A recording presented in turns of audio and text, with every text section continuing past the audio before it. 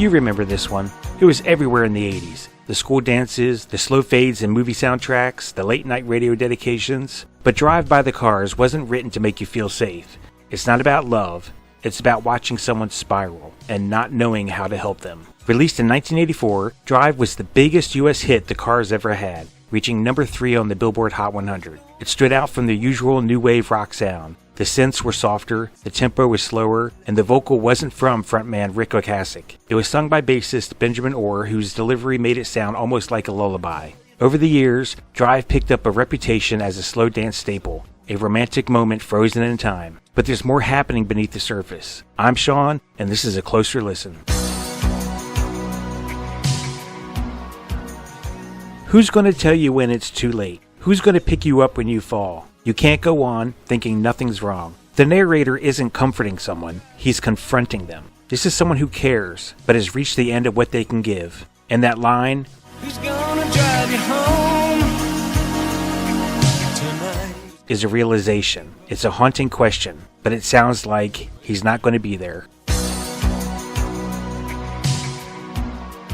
Ric Ocasek may have written the song, but he handed the vocal to Benjamin Orr, the band's bassist, who also sang lead on other hits like Just What I Needed and Let's Go. That decision might be part of why it's so often misunderstood. Orr's voice is tender, gentle, it softens the message, but listen closely and you'll hear it. This isn't softness, it's resignation.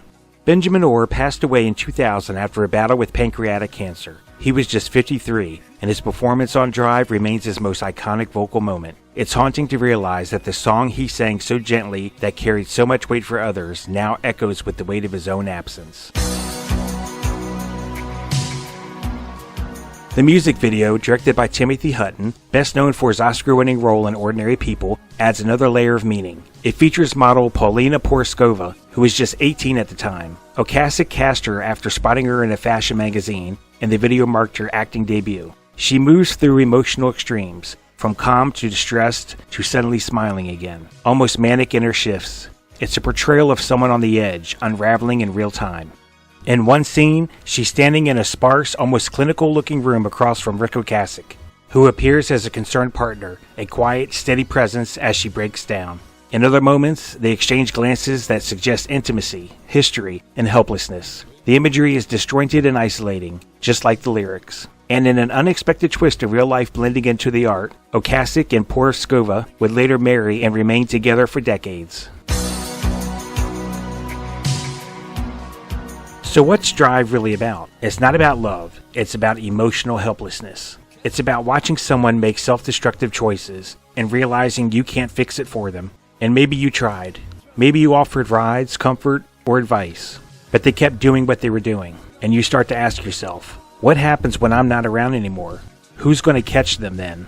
Drive is soft on the outside, but it leaves a bruise. Because we've all been there, watching someone fade, worrying, wondering if we could keep trying or let go. And suddenly, that question, who's going to drive you home tonight, doesn't sound romantic at all. It sounds like the end. That's why Drive sticks with people. Even decades later, it still shows up in films and playlists and quiet, heavy moments. It's not just a song you remember, it's one you feel. It's been used in movies like The Squid and the Whale in 2005 and Transformers in 2007, and covered by several artists including Ziggy Marley. But it's not just where the song shows up, it's when it shows up. You hear it in moments of grief, reflection, even loss. It's the kind of song that people turn to when they're trying to say something they can't put into words. Years after the song's release, Ric Ocasek performed a stripped-down acoustic version of Drive on VH1 Classic Studios' Hangin' with Ric Ocasek, aired on December 4, 2005.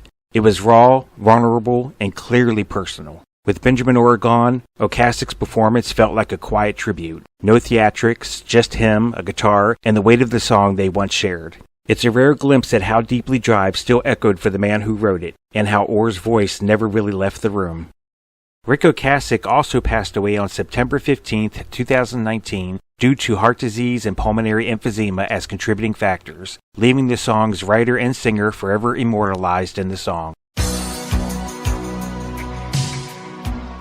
But there's another way to hear this song, one that's less frustration and more farewell. What if the narrator isn't walking away from someone self-destructing, but quietly preparing to leave them behind? Some hear Drive as the voice of a partner facing the end of their life, worried not for themselves, but for the person they'll leave behind. Who's going to take care of her? Who's going to protect her? Who's going to drive her home when he's gone? It's not just sorrow, it's love, stretched thin by time, and afraid of what happens next. What do you think? Have you ever been the one watching someone spiral, feeling helpless like in Drive? Or maybe you've been the person struggling to keep it together. Drop your thoughts in the comments. I'd love to hear your stories and connections with this song. If this video gave you a new way to listen to Drive, please like and subscribe for more videos like this. And as always, be in the moment.